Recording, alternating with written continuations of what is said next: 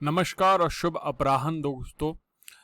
आतंकवाद वर्तमान समय में आतंकवाद से कोई भी देश अछूता नहीं रहा है। कुछ उसको पैदा करके दूसरों में धक्का दे के आते हैं, लेकिन उन्हें ये नहीं पता कि धक्का दे के आते हैं तो वापस उन्हीं को ये चीज फेस करनी पड़ती है।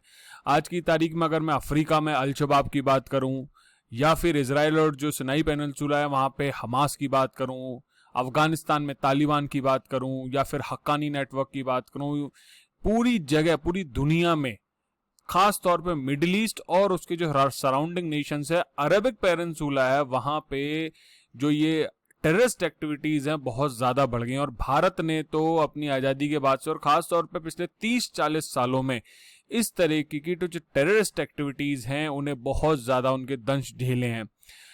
पहले दुनिया इस तरीके के आतंकवाद को नहीं मानती थी और कहती थी कि भैया ये जो लोग हैं ये देश के लिए लड़ रहे हैं तो ये अच्छे हैं, और ये जो लोग हैं वो देश के लिए नहीं लड़ रहे हैं बुरे हैं। कहने का मतलब है गुड टेररिस्ट और बैड टेररिस्ट, या फिर योर टेररिस्ट और माई टेररिस्ट का एक कॉन्सेप्ट होता था। तो अभी यूएन में जो टेररिज्म के अगेंस्ट एक स्ट्रेटेजी बनाई हुई है, उसकी 7th राउंड की जो मीटिंग है उसमें भारत के जो वहां पे रिप्रेजेंटेटिव हैं उन्होंने साफ साफ कहा है कि please do not return to the era of your terrorist and my terrorist. क्या है ये एरा, पहले कब था ये एरा, किस चीज ने इस एरा को चेंज किया, इंडिया का ओपिनियन क्या है और इंडिया ने क्या प्रयास किए हैं टेररिज्म को बंद करने के लिए, यूएन में वो क्या प्रयास कर रहा है, इसकी पूरी चर्चा करेंगे। इसके साथ साथ भारत के एनवॉय हैं उनका क्या ओपिनियन है, और ये देखिए जो स्ट्रेटेजी अपनाई हुई है उसमें क्या बायसनेस है मैं आपको ये भी बताऊंगा। इससे पहले देख लेते हैं कि यूपीएससी के किस किस पेपर में इससे इंपॉर्टेंट डिस्कशन या फिर आंसर प्री मेंस में निकलता है। सबसे पहली चीज है UPSC GS two India and its neighbourhood relations. हमारे जो पड़ोसी राष्ट्रों के साथ जो संबंध हैं, पाकिस्तान के साथ क्रॉस बॉर्डर टेररिज्म का एक बहुत बड़ा मुद्दा है, जो कि अब वो बांग्लादेश और नेपाल में भी इस तरीके की घटनाएं कर रहा है जो इंडिया के लिए खतरे की एक घंटी है। अब्दुल करीम टुंडा को नेपाल के बॉर्डर से पकड़ा गया था और उसके ऊपर 1-2 मूवीज भी बनी है, तो प्लीज उनको देखिएगा।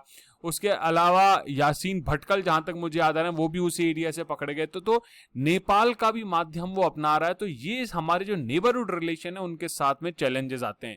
साथ ही साथ बायलैटरल रीजनल ग्लोबल ग्रुपिंग्स की जब मैं बात करूं या फिर इंपॉर्टेंट इंटरनेशनल इंस्टीट्यूशंस की बात करूं, तो दोनों में ही यूएन और उसके द्वारा जो लिए गए डिसीजंस हैं वो बहुत ज्यादा इंडिया के इंटरेस्ट को इंपैक्ट करते हैं। अगर मान लीजिए ऐसा कोई डिसीजन आता है कि तालिबान में कोई गुड तालिबान और बैड तालिबान है, जैसा कि पाकिस्तान मानता है, तो इंडिया के हित जो है बहुत ज्यादा प्रभावित होंगे, क्योंकि गुड तालिबान जिसको माना जा रहा है वो अफगानिस्तान में अपना सरकार बनाएगा, और सरकार बनाने के बावजूद उसके साथ जो इंडिया के रिलेशन है वहां इस्लामिक सिस्टम, उसकी इच्छा है तालिबान की इस्लामिक सिस्टम बनाया जाए, democracy, they don't want any single bit of democracy.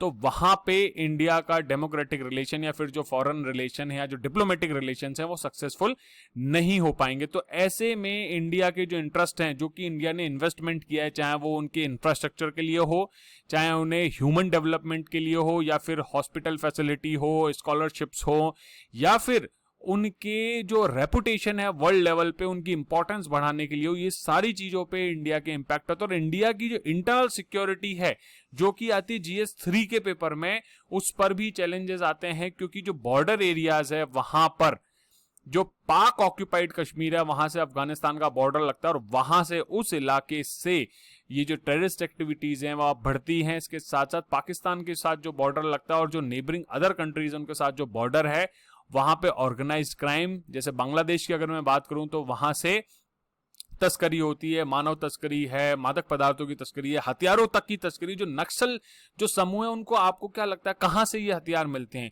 ये तस्करी गतिविधि जो है इनके माध्यम से ही मिलते हैं, चाहे वो नेपाल के साथ चाइना जो बॉर्डर है, जो लेफ्टिस्ट हैं और ये लाल सलाम वाले लोग हैं वहां से उनको प्रोवाइड करते हैं, बांग्लादेश से प्रोवाइड करते हैं, या फिर पाकिस्तान के माध्यम से इस तरीके से गतिविधि होती है। तो ये वो चीज है ऑर्गेनाइज क्राइम और टेररिज्म है जो हमें अपने बॉर्डर एरियाज पे कंट्रोल करना पड़ेगा। और टेररिज्म का छुटकारा छुटकारा पाना, टेररिज्म से छुटकारा पाना सबसे ज्यादा जरूरी है। इसके अलावा एक्सटर्नल स्टेट टेररिस्ट जो हैं वो नॉन स्टेट एक्टर्स की बात कर दी मैंने, तो यहां पे इंपॉर्टेंस बन जाता है कि यूएन में इस तरीके की जो स्ट्रेटेजी है, और भारत कई सालों से एक सिंगल डेफिनेशन की बात कर रहा है कि टेररिस्ट की एक सिंगल डेफिनेशन होनी चाहिए। अब बात करते हैं यूएन में जो हमारे रिप्रेजेंटेटिव है उन्होंने क्या कहा है। कई न्यूज़पेपर ने इसको कवर किया है, टाइम्स ऑफ इंडिया ने कवर किया है, इंडिया टुडे ने भी कवर किया है, एनडीटीवी ने भी कवर किया है, और ये स्क्रॉल इन है उसने भी कवर किया है। साफ साफ हमारे जो रिप्रेजेंटेटिव उन्होंने कहा है कि जस्टिफाइंग टेररिज्म केवल और केवल टेररिस्ट को फॉर्डर देगा और वो अपनी गतिविधियां बढ़ाएंगे। इससे पूरे वर्ल्ड को इंपैक्ट होगा।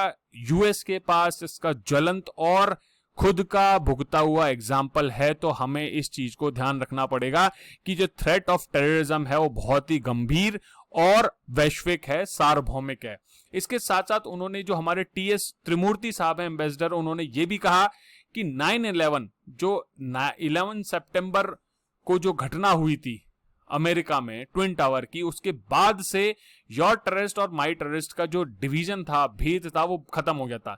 लेकिन हाल में हम देख रहे हैं कि कुछ ऐसे अटेम्प्ट्स आए हैं, शुरुआत हुई है कि हम वापस से इस तरीके के गुड टेररिस्ट या बैड टेररिस्ट या फिर योर टेररिस्ट और माई टेररिस्ट का जो सिद्धांत है उसे वापस लेके आया जा रहा है। लेकिन इसमें यह ध्यान रखना होगा कि ये एथिकली और रेशियली जो फिर विचार उभर के आ रहे हैं, जो वायलेंट नेशनलिज्म या राइट विंग एक्सट्रीमिज्म आ रहा है, ये बहुत ही चैलेंजिंग है और इससे पूरे विश्व को भुगतना होगा, पूरे विश्व के ऊपर नकारात्मक परिणाम मिलेंगे, ध्यान रखना। इसके साथ साथ उन्होंने ये कहा कि टेररिज्म को आप किसी भी तरीके से जस्टिफाई नहीं कर सकते, वो चाहे धर्म के आधार पर हो, विचार के आधार पर हो, निर्जातीय या फिर रेस के आधार पर हो। केवल और केवल अगर आप इस आधार पर टेररिज्म को जस्टिफाई करते हो कि भैया शिया है या सुन्नी है या अरब हैं या हिंदू हैं, मुस्लिम है, ये सब जो चीजें की अगर आप बात करते हो तो उससे केवल और केवल जो आतंकवाद है उसे फॉर्डर ही मिलता है। जो आतंकवादी लोग हैं उन्हें फॉर्डर मिलता है, उन्हें मोटिवेशन मिलता है, उन्हें ताकत मिली है। तो इस चीज से हमें ध्यान रखना पड़ेगा। और एक चीज मैं बता दूं, मैंने आपको पहले भी बताया कि जो स्ट्रेटेजी है जिसकी 7th राउंड मीटिंग हो रही है, जो हर 2 साल में होती है, लास्ट टाइम 2018 में हुई थी, बट 2020 में जो प्रपोज था due to covid it was not done. तो उसमें त्रिमूर्ति साहब ने बताया कि केवल उस स्ट्रेटेजी में ये लिखा हुआ है कि 3 जो अब्राहमिक रिलीजन है, कौन कौन से हैं, सबसे पहले यहूदी ज्यूज, दूसरा है क्रिश्चियंस ईसाई, और तीसरा जो है इस्लाम या मुस्लिम, तो उन तीनों पर तक ही सीमित नहीं है जो वायलेंट टेररिस्ट एक्टिविटीज हैं। इसके अलावा और भी कई रिलीजन है जिनके अगेंस्ट ये टेररिस्ट एक्टिविटीज होती हैं, जिसमें बुद्धिज्म भी है, सिखिज्म भी है और हिंदुइज्म भी है। तो ये ध्यान रखना होगा कि ये केवल आप ऐसे नहीं कह सकते कि हमारे खिलाफ ही टेररिज्म होता है, ऐसा नहीं है। आपके यहाँ अगर कोई कम्युनिटी है, जैसे यूएस में क्रिश्चियनिटी बहुत ज्यादा है, तो वो ये कहते हैं कि केवल क्रिश्चियनिटी के अगेंस्ट ही टेररिज्म होता है, तो उनका कहना है मूर्ति साहब का कि नहीं, ऐसा नहीं है, और भी बहुत सारा रिलीजन है, और इंडिया तो पिछले कई सालों से ये दंश झेलता हुआ आ रहा है। तो इसको ध्यान रखना होगा आपको कि रिलीजियन के बेस पे आपको इस टेररिज्म एक्टिविटी को ना तो बांटना चाहिए, ना इसे जस्टिफाई करना चाहिए, क्योंकि इससे हो सकती है बहुत ज्यादा बड़ी प्रॉब्लम ह्यूमैनिटी के लिए और पूरा जो वर्ल्ड ऑर्डर है उसके लिए। इसके साथ साथ उन्होंने साफ बोला कि इस तरीके की जो गतिविधियां हैं, योर टेररिस्ट और माई टेररिस्ट हैं, इसका एराब खत्म हो जाना चाहिए और ये सब बातें नहीं होनी चाहिए। ये जो रिमार्क थे मैंने पहले ही बताया कि एक रेजोल्यूशन के दौरान थी, जो कि 7th रिव्यू मीटिंग थी ग्लोबल काउंटर टेररिज्म स्ट्रेटेजी की। ये जो ग्लोबल काउंटर टेररिज्म स्ट्रेटेजी है 2006 में स्टार्ट हुई थी, जो कि नेशनल, रीजनल और इंटरनेशनल एफर्ट्स को बढ़ाने के लिए थी। किस चीज के लिए? काउंटर टेररिज्म के लिए। और मैंने पहले बता दी कि हर 2 साल में होती है। 2018 में लास्ट हुई थी, 2020 में नहीं हो पाई थी। इसके साथ साथ एक इंपॉर्टेंट बात यह है कि इंडिया कई सालों से ऐसी कोशिश कर रहा है कि जो टेररिस्ट की डेफिनेशन है वो सिंगल डेफिनेशन में कन्वर्ट हो जाए। वहां पे ना रिलीजन का आधार हो, ना गुड और बैड टेररिस्ट का आधार हो। लेकिन कई देश अपने अपने हितों को साधने के लिए, जैसे अभी अफगानिस्तान में जो चल रहा है, आप सब लोगों को पता ही होगा कि रशिया ने एंट्री कर लिया अफगानिस्तान में, यूएस बाहर जा रहा है। तो कुछ लोग, कुछ कंट्रीज अपने हितों की पूर्ति के लिए इस तरीके की डेफिनेशन नहीं आने देते हैं। तो इसको यूएन को, इस चीज का यूएन को ध्यान रखना पड़ेगा और इंडिया को इसमें एक बहुत इंपॉर्टेंट रोल प्ले करना पड़ेगा। अब मैं आपको दिखा देता हूं कि भैया सिट 50 कूपन के साथ में एक बहुत ही बेहतरीन पर्सनालिटी डेवलपमेंट का कोर्स बनाया गया है फीमेल्स के लिए। बहुत सस्ते हैं, 800 रुपीज में है, तो प्लीज 50% ऑफ है, इसको ज्वाइन कीजिए। स्टडी ग्लोज जो लर्निंग ऐप है, नया ऐप है, उसको डाउनलोड कीजिए और इस ऑफर का फायदा उठाइए। इसी के साथ दोस्तों, जय हिंद, जय भारत।